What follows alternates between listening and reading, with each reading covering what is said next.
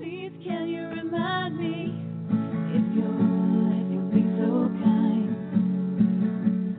staring out into space, asking God to hear my case, trying to think of all things past. How long will my memory last? The purple angel,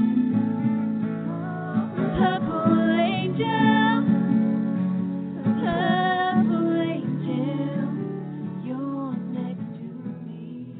Well, hi, everyone, and welcome to Alzheimer Speaks Radio. I'm your host, Lori LeBay, and not only am I the founder of Alzheimer Speaks, but I'm the daughter of a mother who lived with Alzheimer's disease for 30 years. So today on this show, we are going to be talking about getting the best care, and I'm so excited to have this conversation with our author, Keith Galas, today.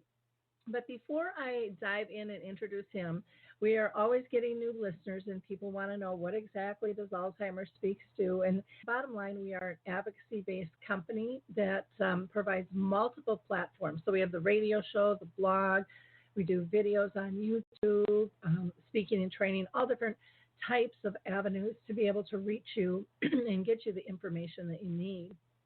And you know, I also, when I started this company, I really wanted people at all levels to be able to participate and to share their knowledge and insight. So everyone is welcomed as a guest here. And you have to excuse, I've got a frog in my throat. My daughter's got pneumonia, and I'm trying to battle the crud off here. But I think it's important to listen to everybody's voice, and to make sure that we are sharing our knowledge.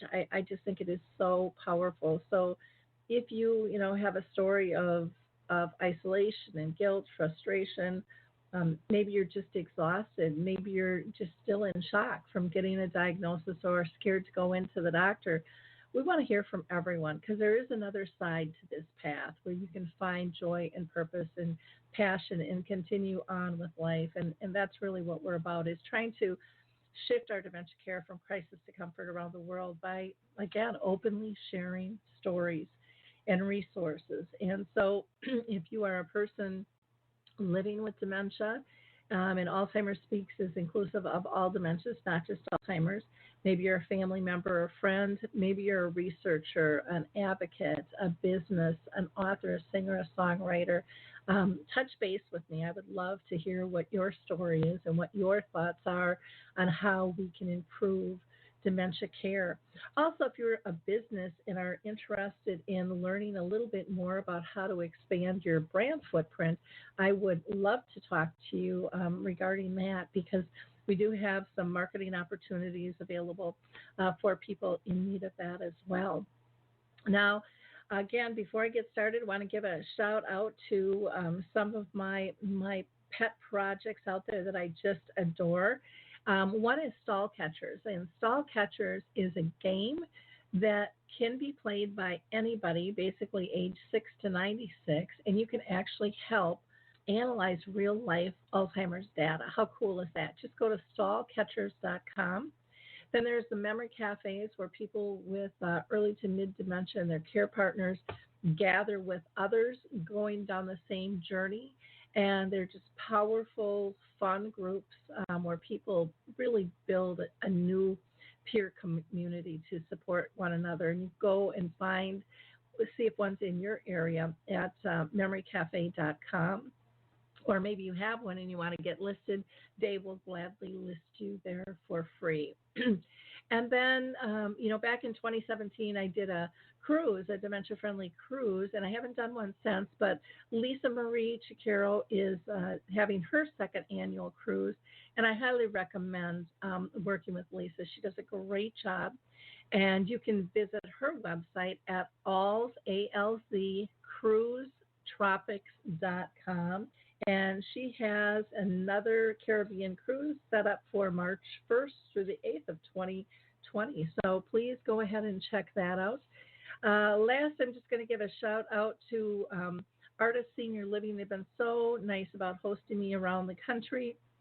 I'm going to be in Reading and Lexington, Massachusetts, November 13th through the 15th. So that's this next week. And then I'm going to be heading down to Alabama Cares for the East Alabama Area Agency on Aging, November 20th through the 23rd.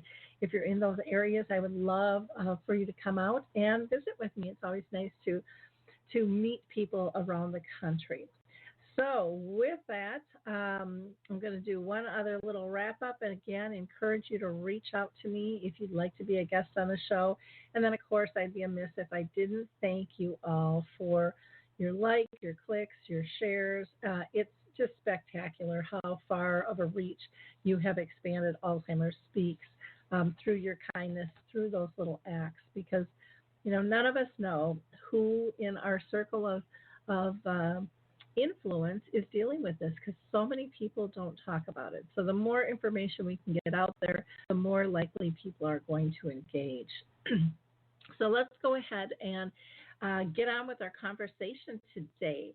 Again, we are lucky to have Keith Galas with us, and he is a memory care director, and he has spent more than 20 years helping families work through and often heart-wrenching questions that can rush upon families when they discover their loved one has dementia. And so for many years, families have sat down with Keith to ask advice concerning, their circumstances. And today, Keith is a regional director overseeing assisted living communities as well as memory care communities. And he has been referred to as the gold standard of memory care in Atlanta. So how cool is that to have Keith with us? He has written the book, Parental Dementia, which is a guide through all difficult questions when people are, stumble into this, because nobody walks in this willingly. It just kind of all hits us like a train. So welcome, Keith. How are you doing today? I'm doing well. Thank you so much, Lori. Well, good. I'm so excited to have you with us. Now, I always ask our guests one first question, and that is, have you been personally touched in your own family or circle of friends by anyone who's been diagnosed with dementia? Well, yes, and I really, my father had, had quite a bit of issues with dementia, Parkinson's, and that really got me into the healthcare industry. At one time I owned and ran restaurants, and I saw caregivers come to the house and do tremendous things that I never thought was possible, and it really was inspiring. And when the opportunity came about where I could jump into the healthcare industry, and that first came with independent living. And when I had that opportunity, I took it. And frankly, my wife and I jumped into it together. And we just, like you said, you kind of stumble into it. You just don't jump into it. But seeing what trained caregivers can actually do to help my father was just amazing. And, about 10 years later, I got into the industry, and I found myself really wanting to help people with dementia, and that's really what my calling became. Okay, great. Now, one of the things that I always like to ask people is, what made you want to write your book, Parental Dementia, a guide through all difficult questions? And Lord knows there's many of them. Yes.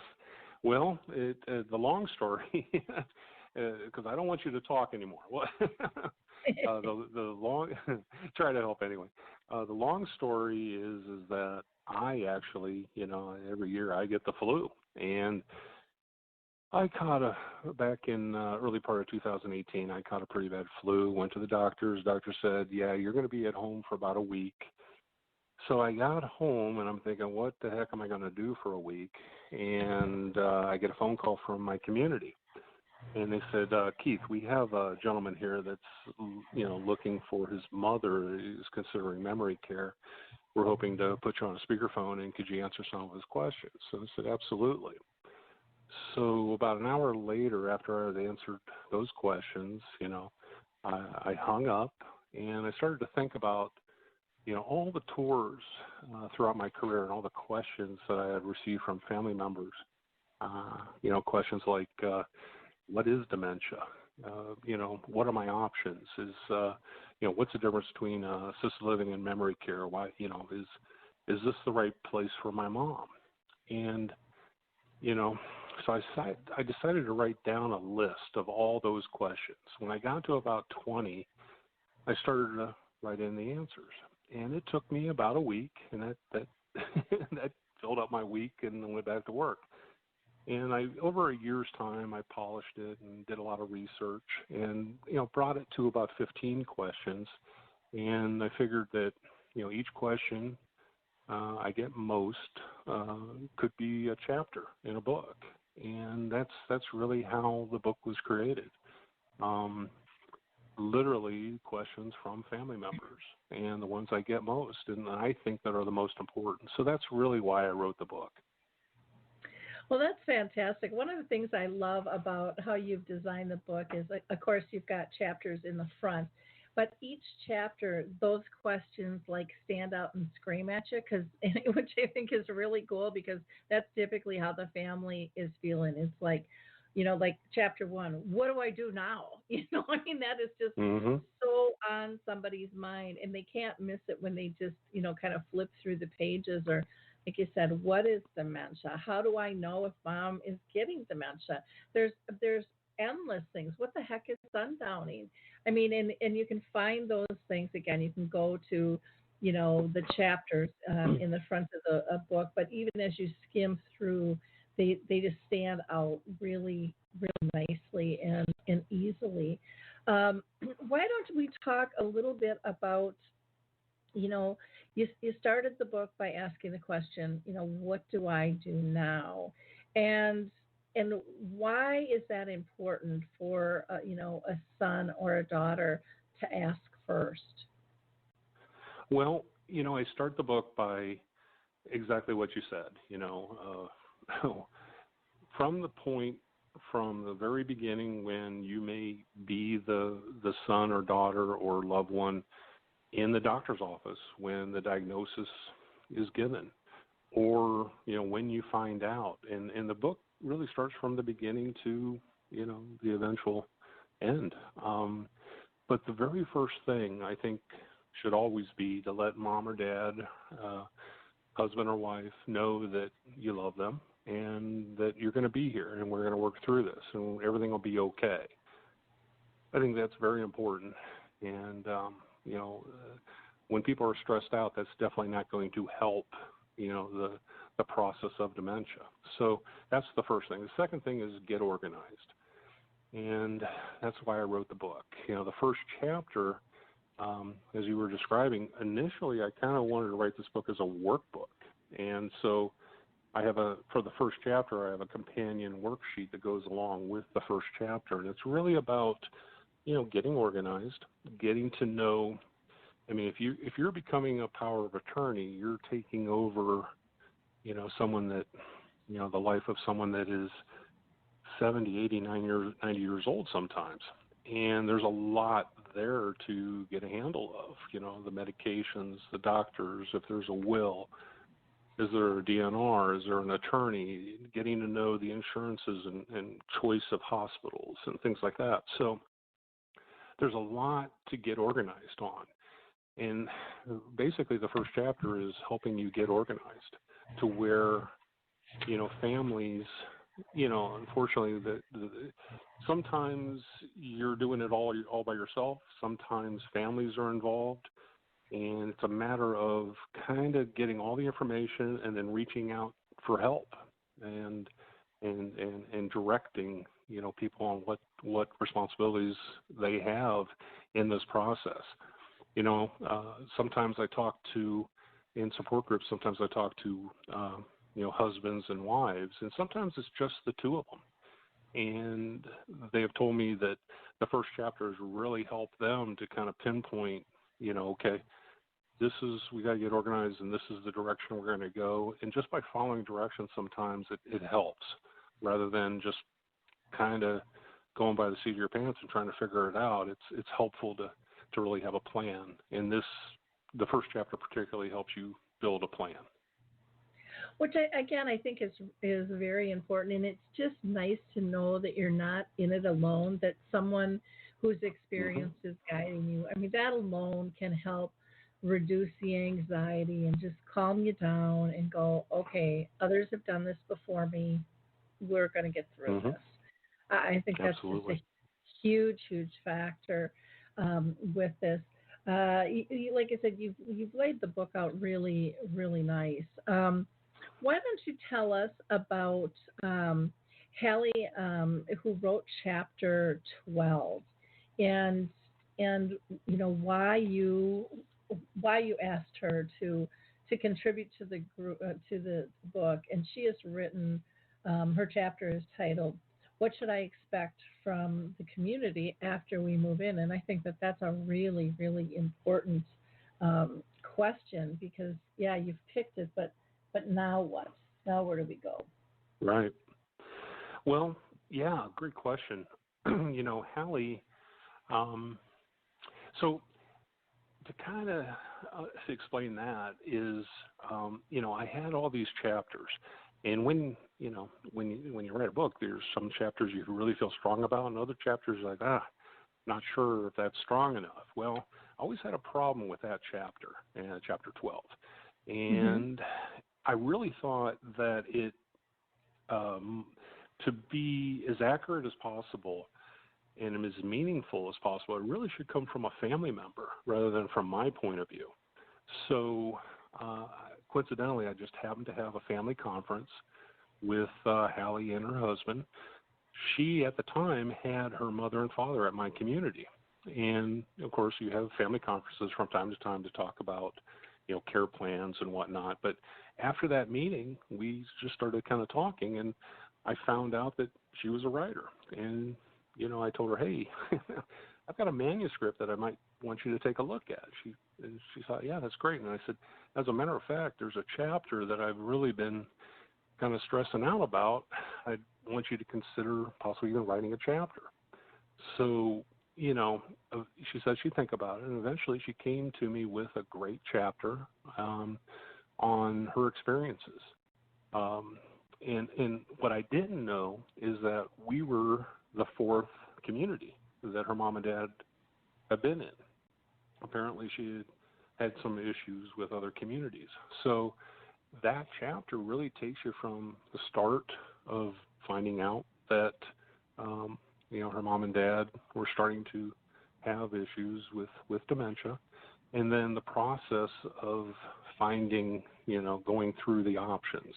So it's a wonderful chapter as far as the pros and cons of communities. She also surprised me, frankly, with she provided me with 10 stories that really didn't fit the chapter, but they're, half a page to a page stories about, things about her children, how they reacted to their grandmother and grandfather's actions when she discovered what sundowning is, and those type of things. So what I decided to do is kind of sprinkle those stories throughout the book. And I included some of the stories myself. And what readers have said to me is that it really, it kind of adds kind of a cool flavor to the book, in that it breaks up from learning in directions to, entertainment a little bit, as far as these stories will make you laugh and they'll make you cry.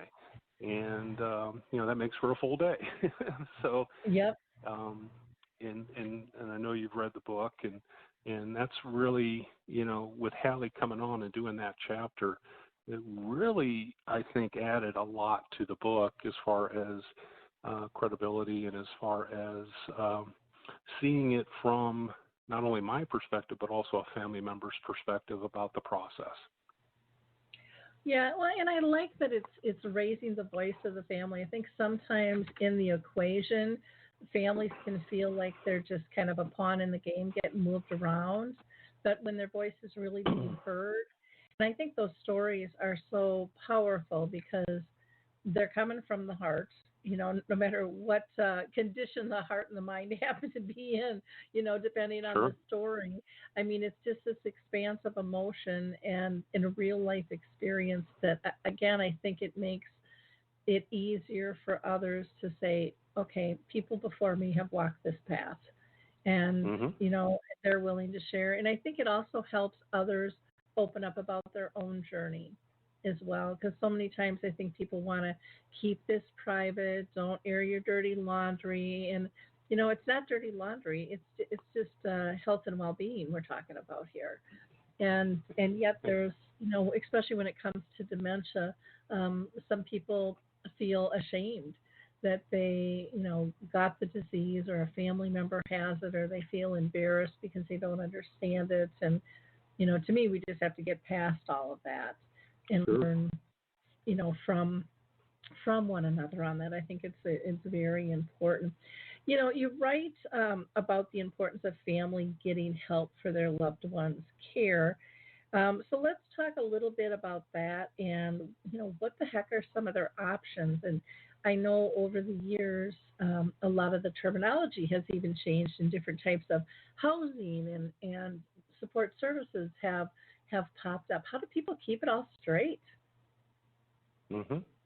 You know, it's a very, very important question, and frankly, this is why I love your show so much. Is that you offer many ideas for support, and it's needed. If you've been to any support groups, you see some wonderful people that are having a hard time. You know. There is, I believe, there's an epidemic of depressed families family caregivers out there. There's a little form, a little worksheet that I put in the book that really compares caregiver burnout to PTSD. Very similar responses to to what is going on in their life, and it's tough, and they, unfortunately, a lot of people don't want or not really know about what's available out there. And Lori, there are some awesome family caregivers out there. The thing is, though, is as I speak at support groups, I hear incredible stories of families sacrificing everything. In the later stages of dementia care, everything changes. There are people that sacrifice their entire house, their job, their own health. Frankly, we get to meet some incredible people that are completely stressed out, and they may not even be aware of it. Withdrawn from family and friends, and I talk to these people that come in, wonderful people, wonderful family members that just are, okay, we made the decision that we're going to start looking, for help. And by that time, a lot of times, they're mentally and physically exhausted. And unfortunately, I've also met some people that are actually suicidal. It's just, it's a very tough gig to be a caregiver with dementia. There's a documentary about the invisible patient that talks about that as well. But the crazy thing is, in 2017 and one in 2018, there are studies that show that the numbers for caregivers are between 30 and 34% that are actually dying from stress-related conditions before the person that they're actually caring for. So when you literally say out loud that a third of caregivers are passing away before the person with the actual disease, that's scary, and it's just not right. It's not good. So when your show and I talk to people about dementia day care, home care, respite care, memory care, and then you've had even episodes about, the memory cafes that are awesome. I actually had my book launch at at a memory cafe here in outside Atlanta in a city called Roswell, and a place called Amy's Place, and they do tremendous things there, and they're wonderful people there. But the whole, I guess, to answer your question, you know, the thing that is tough is sometimes to ask for help. And just like you had, when you had asked me this question, it's sometimes people, for whatever reason, are embarrassed, and they shouldn't be. This is reality, and we need to get through this. So there, you know, in the book, it does talk about all of your options, you know, pros and cons of every option. And it helps people to understand, because let's face it, I mean, when we were kids, we didn't say, okay, I'm going to study about dementia. No, these are things that we kind of fall into and we learn about. So we, you know, again, I love your show because it always tells the listeners what they're, you know, where to go for help if they want it. And there are some that do a tremendous job at home by themselves, and they get through it, and they do a great job, and God bless them. But there are some, and a lot, that are having a lot of trouble, and I see them coming in asking questions all the time, and there comes a time where you got to ask for help. Yeah, in your one of your chapters is, you know, why is everyone telling me I need help? And a lot of times, like other things, others can see what we can't because we're too much in the thick of it. And I was a classic case of that. You know, I was so entrenched in getting everything done and being responsible that I didn't have a clue how it was affecting me.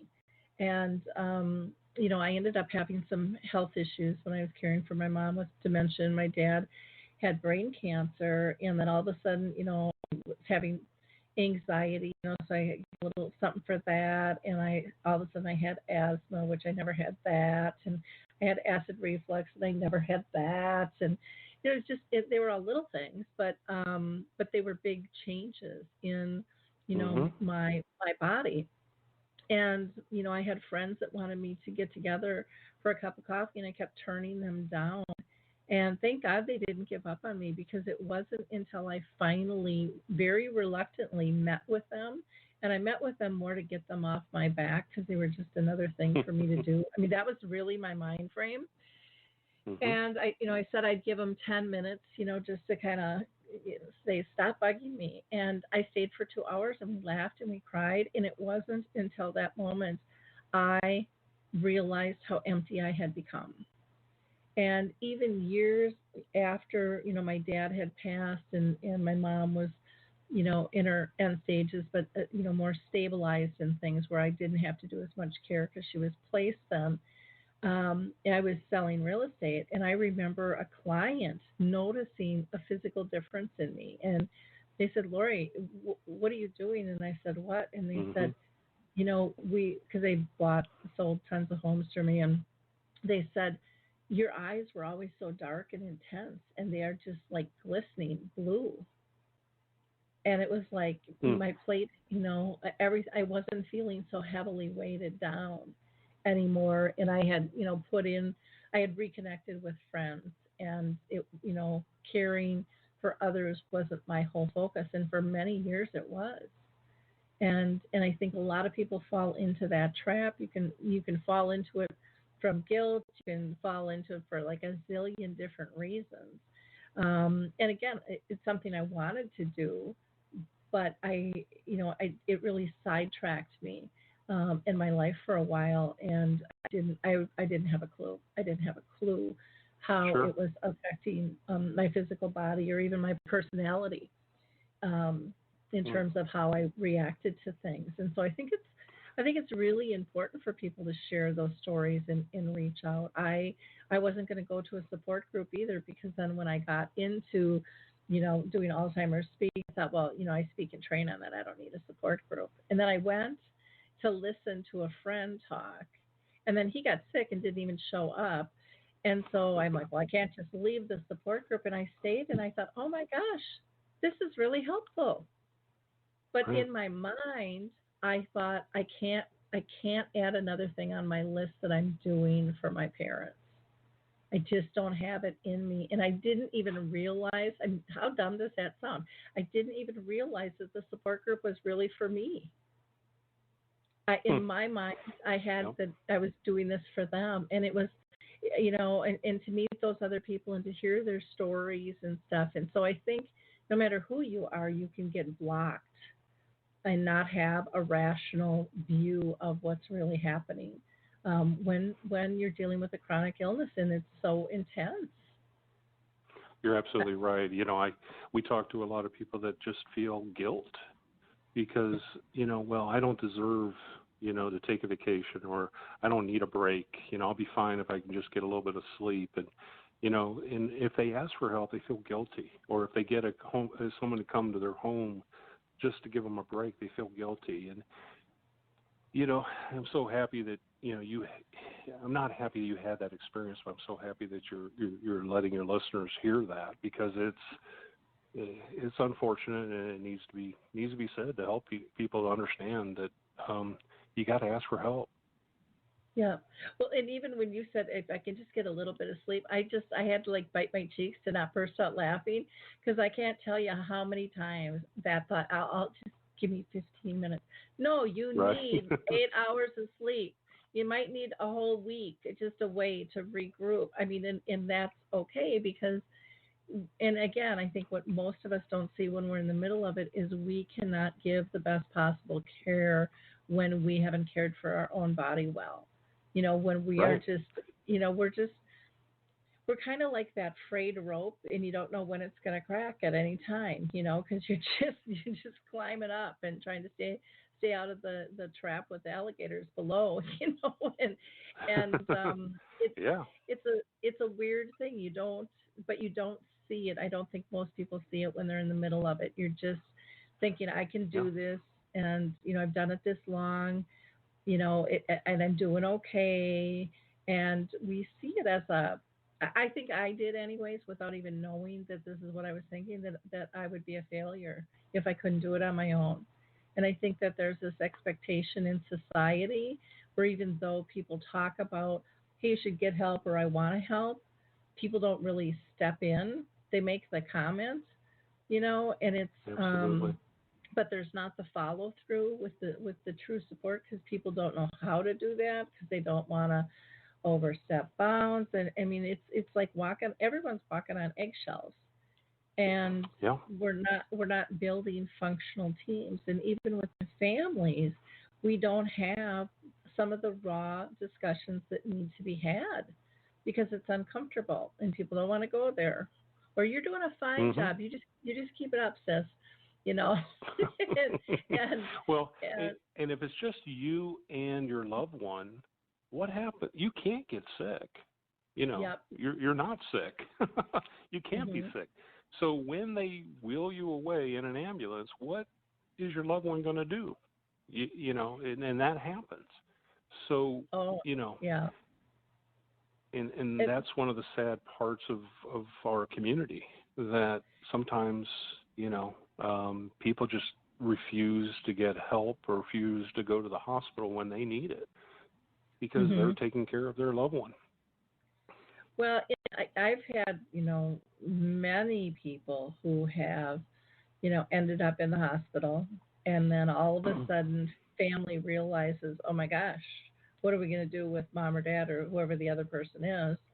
And people are like, we need a backup plan, and we've got to lighten this load. This is, but it's so sad that it takes a crisis for most families to wake up to the amount of stress and things that are happening. Because, again, when you love somebody, you don't mind doing it, but it still can take a toll. There still can be physical and psychological pulls, on your body that are going to affect things, no matter, how good of a Stepford wife smile you can slap on your face and say everything's okay. Sure.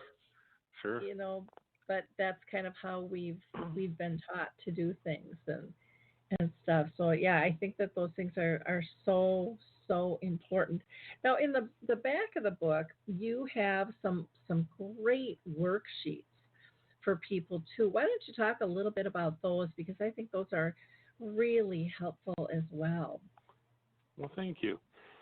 Yeah, I developed quite a few different worksheets. The one I talked to you about earlier, that goes along with Chapter 1 is the worksheet to kind of get organized and to help families get focused on what to do next, step-by-step, manual type thing.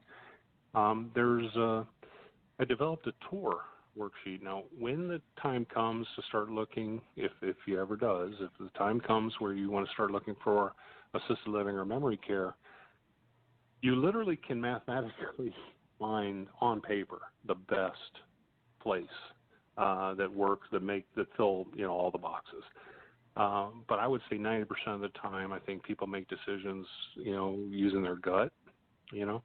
So at the very least, what I've heard from readers is this tour worksheet kind of helps solidify their gut feeling on what on which building is best. And then there's a difficult one that I made. It's a value graph, and it's I work with a lot of different hospice companies, and I've been in those meetings where a representative from the hospice company will talk to the power of attorney and say, okay, for these end of life questions, what does your mom or your dad, what do they want? And I would say 50% of the time, a lot of the answers are I don't know. So I put together a value graph chart that will help you to find out how, where your loved one, where your mom or dad or your husband or wife is, thinking about those end-of-life questions. So it's a tough conversation, and sometimes it's even better to have a third party come in and say, your son Keith wanted me to talk to you about some of these questions. And sometimes family members will talk to a total stranger about these tough questions rather than someone they love very much. So it's to help prepare, and be ready, because it's more important for what your loved one wants than what you want. So there's that value graph as well. And, yeah, they're at the end of the book, but they can also go to my website, parentaldementia.com, and download and print a PDF form as well. And, I recommend putting together a folder to help you keep organized, and that's part of the book as far as putting together a game plan. So to download, as many of these worksheets as you feel you would like. There's also another one that I think is very helpful. Many of us have never had to hire anybody. Well, there may come a time where you may want to hire a caregiver, and typically, and it, in the book, it kind of gives you the pros and cons to bringing a caregiver at home. But if that is the decision, you may want to know, and have questions ready to interview a caregiver. A lot of people will just call an agency and they'll send out somebody, and mom might not like that person, or that person there's not a good fit. So there is also a worksheet that has questions to ask and finding the right person that you think will be a good fit with your loved one. So thank you for mentioning that. There's some good. So basically, these worksheets and the whole book itself, I've tried to, create a book that helps families from start to finish, and just be a step-by-step manual, basically on everything possible that I can think of, to answer the pros and cons to every option, and so that you can make an educated decision rather than just kind of just figuring it out as you go. So, yeah, thank you for bringing that up. Yeah, no, I think these are really helpful. And I think, too, like with the community tour, your head can get spinning as to who did what and who had what, or they might use a little bit different terms, to sound different, but they're still kind of the basic same delivery of services and stuff. So, it can get tricky out there. And your value graph, I think, is fantastic. Do you mind if I read just a couple of these questions you have on this? Sure. Sure. You ask, to live as long as possible, regardless of quality of life, and then you rate these. One is not to, 5 is very important. To be comfortable and as pain-free as possible. Try, maybe somebody doesn't want to live on life support, so you've got a question for that about leaving good memories. Is it important to maybe leave money to family? Because some people would rather not spend it on themselves, and say, no, this is the end of my life. I would rather leave an inheritance to my family. CPR, chemotherapy, organ donor, funerals. I know if my family didn't want to talk about funerals, even though my mom was really big into, participating in the dying process and educating us as kids. My parents didn't have a prepaid will or a prepaid burial fund and stuff, and we went through all that to make sure that, we got what they wanted, because you don't know what you don't know. And I had not a clue, neither did my brothers, of what questions would be asked of us and needed to be answered, or paperwork to have when the time came. And so that was a really helpful process. I think for all of us, we felt much better just having those conversations. Or I know, talking to my daughter, I told her, I want to be cremated, and she doesn't like that idea. She doesn't want me to be burned. And, my big joke with her is, let me be small at some point in my life. Come on, and, and I don't have to, be in a cemetery for you to feel close to me. So we ended up having these deeper discussions and stuff about things. And, I think all that stuff is really, really important. My daughter and I had a conversation the other day on, I have a lot of friends going through cancer right now, and I just told her, I said, honey, I just want you to know, and I could change my mind, but at this point, I don't know if I would go that option if I ever develop cancer. I firmly believe we're not supposed to live forever. That's my personal philosophy, and no, I don't want to go, but I don't want to live how I've seen many of my friends live out their life, Right. And so I just want you to know that that's a possibility. And, she's like, well, I don't want to talk about that. And I'm like, I really don't care. We need to have these conversations. It's important, yeah. It really is. It's very private.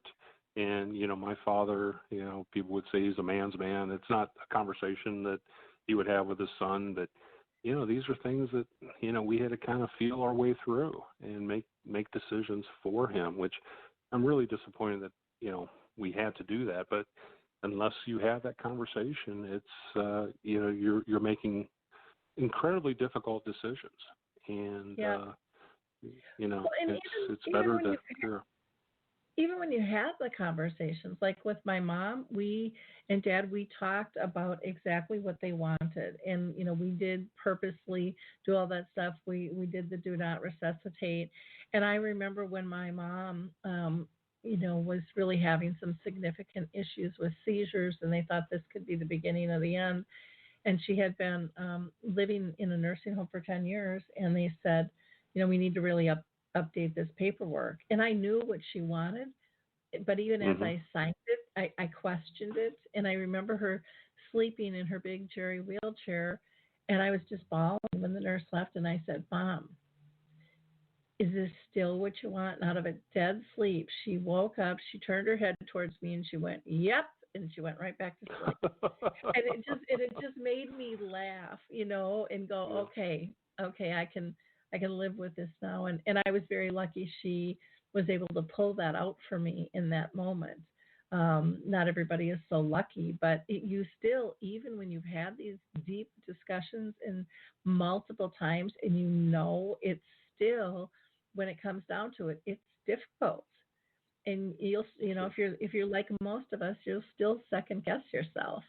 But just be thankful you had those conversations to begin with, because if you didn't have those, I can't even imagine, the wondering people would be going through and the extra anxiety. It's one of those, that I get the most feedback on. It's a very difficult conversation, and but it's with blame it on that piece of paper. Say, well, they want me to ask you these questions. You got to work through it, and you got to be ready. So yeah. The other thing I like, Keith, in your book is you have a glossary. And we get in the industry, we throw out little acronyms all the time that people don't have a clue, and yet they're too overwhelmed to tell us to slow down and explain, and they'll go, okay. And then they'll get home and they'll try to, tell somebody else, and they're like, well, I think it was this. What does it stand for? I don't know. But I think it had something to do, and it's like we as professionals really need to slow down and know that not everybody is familiar with all of our words, and even the word respite. People don't have a clue. Most people don't have a clue what that means unless they've had to deal with it before, and so that's very, very, very important, I think, for people. So. Absolutely. Publishers tell you, to have your family read the manuscript, and get feedback. And, the feedback I got was things exactly what you're saying. What's PRN mean? What does UTI mean? So, you have to go back and kind of fix that language. But there's some things that just, it's kind of tough to fix. So I wanted to put a glossary in there. Just to help people, because they're going to hear these other terms when they meet with, caregivers or meet at a memory care. And it's just a way for them to be educated and understand the flow of this conversation and not question, and have a full understanding of what someone's talking about. Yeah. You also do a nice job, because this is a big one in Chapter 13, Financial Solutions. Because people don't have a clue of, what are the possibilities, and then how the heck are we going to pay for it? Is it covered? Isn't it covered? And so you've really broken this down quite nicely, from bridge loans and reverse mortgages to grants to annuities to life insurance. I mean, there's just so many pieces of the puzzle that can be pulled into things. It's important. In my eyes, I think it's nice if all families would be able to afford to speak with an elder law attorney who can kind of help guide them through some of all of this jazz too, because it is overwhelming, and every state's a little bit different. And one of the things that I've gotten from some of my readers is that they say, like in Wizard of Oz, I've kind of pulled back the curtain on a few things. When it comes time to sign an agreement, before you sign, there are some questions you need to ask, or some negotiations to ask for. And I think I've saved some people some money.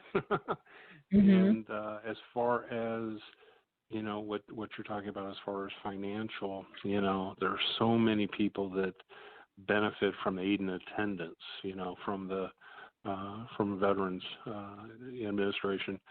But, there are so many families that get bogged down because they say, well, geez, it's just so much work. Well, yeah, but, you can go to an elder law attorney and they'll help you through it. But there's a lot of other ways to do it as well, and it talks about that in the book. Yeah. Well, in bottom line, the elder law attorney is not going to make that decision for you, unless you're going to, sign over and they're going to be, guardian or something over the situation. They can kind of point out things, but yeah, it's an interesting process. And you have in Chapter 10, how do I choose the best memory care community? And you have, a whole page of questions here for people to consider. And again, you don't know what you don't know until it's too late sometimes. And to go, well, if I would have known that, I wouldn't have, made that decision. And that's, again, why it's so important for us to have all of these conversations. You even have a little something in here about giving up the car keys, and it just that's another big part of the puzzle too, in terms of levels of independence as skill sets change, and how do you go about dealing with those things in a safe but yet respectful and dignified manner for a person with memory loss. Well, Keith, this has just been a great conversation, and I'm so glad. I'm so glad you got sick and wrote this book. that when you got sick, you took time to think about what you were going to do with your downtime and wrote this book, because it really is a very, very helpful. And it's, folks, it's one of those books too that you don't have to read it from cover to cover. You can easily dive into certain chapters that you just need help with, or you need a refresher's course on, or you're helping somebody else. And to me, those are the most helpful books when I can jump in and get what I need when I need it. And it's not an overly long book either. It's just a little over about 150 pages or so, I'm going to guess. Right. And yet it's broken down nicely, so you're not going to feel heavy. I think you'll feel lifted and supported, when reading the book, which is always a nice thing to do with that. So that's really nice. Thank you so much for saying that. Yeah. That's, I'm a fan of you and everything that you do, so that means a lot to me. That what you're saying there. Thank you. Yeah, well, you've got on the book cover the essential book for dementia families, and I really do believe that. I think it's a wonderful, wonderful resource, and you might want to even check with your library, because libraries are now starting to have actual sections for dementia and caregiving now, and recommend that if they don't have this book, if maybe you're not able to purchase one, then tell them you would like them to purchase this, because they're always looking for things as well. And again, it's called Parental Dementia, a guide through all those difficult questions. Anything that we didn't touch on in the book, we've got a few minutes left, but I just want to make sure that we covered everything we should have. Yeah, one of the things that I did for this podcast and for your listeners, and if they want to order the book, they can go to the website, parentaldementia.com, and it'll send you to a link to order the book. And if you put in the code word MOM, which capital MOM, there's a discount for your readers to catch, to get the book. And if you're one of those folks that have a Kindle or whatnot, there's also an ebook version as well, and it's actually very inexpensive. So. Definitely I want to get this in the hands of anyone that is needing it and to help them through this process. Yeah, this would be a great book, too, for, some memory cafes have little libraries of their own where, people in ours, we have a bunch of books, but a lot of people will bring a book in and then leave it with the group and say, okay, I've got this information, but I also know if I need to look something up, I could come back in here and grab it. And so they share resources all the time. And that's a really nice thing. Or even, if you're in a different type of support group and stuff too, these resources that you find are important to share with others, because we're all so much more alike than we are different. And I think we can really help one another out nicely with that. So thank you so much for your time today. And again, for writing the book, Parental Dementia, a guide through all the difficult questions. I think you'll find the book just amazing. So please go and visit Keith's site. Again, that's parentaldementia.com, and use the discount word MOM to purchase that book and save a little money. Well, again, thank you so much for being with us. Really appreciate it, Keith. Thank you so much, Lori, and continue just to be a big part, a big voice within the dementia community. And I hope you feel better soon, and your daughter too. I know. I had a little honey in my tea, so my throat calmed down there, so that was good. Nice, nice. Thank you so much. In wrapping up, I'm just going to give a shout out to Maria Schreiber, who just wrapped up her Move for Minds event. And she does that with a organization that she has called the Women's Alzheimer's Movement. She's just such a great advocate and soul in pushing information forward and really, really making a difference. So go to her website, thewomens'alzheimersmovement.org, to find out more. And then I want to give a shout out to also the Alzheimer's Research and Prevention Foundation. They take kind of a holistic approach, so diet, exercise, meditation, and they've got some great training available there as well. And you can just go to alzheimersprevention.org. That's alzheimersprevention.org for more information. And then last, I'm going to shout out to the A-List. They are connected with Us Against Alzheimer's, and they are really connecting families to researchers to better understand the needs of those living with dementia. And they just, in fact, put out some of their results, which are real interesting. And what I love about it is they're short, maybe a couple question, yes and no answer or multiple choice, but they get to the heart of things. And it's, by participating, it really is helping everyone. And you can go to usagainst.alzheimers.org. That's usagainst.alzheimers.org. And then /networks, plural, networks, plural, / and then a-list. Or you can always look at the blog too. There's a link if you scroll down to them. Thank you again, everyone, for being part of the show. And don't forget to like, click, and share. And if you haven't subscribed, please do so. We usually do 2 shows a week. And again, maybe you can be our next guest. I'd love to hear your story. Bye now. Hi, this is Suzanne Newman, host of the Answers for Elders podcast and radio show. We are the North Star that guides you through the complicated journey of senior care with trusted experts in money, law, living solutions, and more. So join us on this station, your favorite podcast channel, or just go to AnswersForElders.com. Meet the Wayshowers who will help your journey go a lot easier.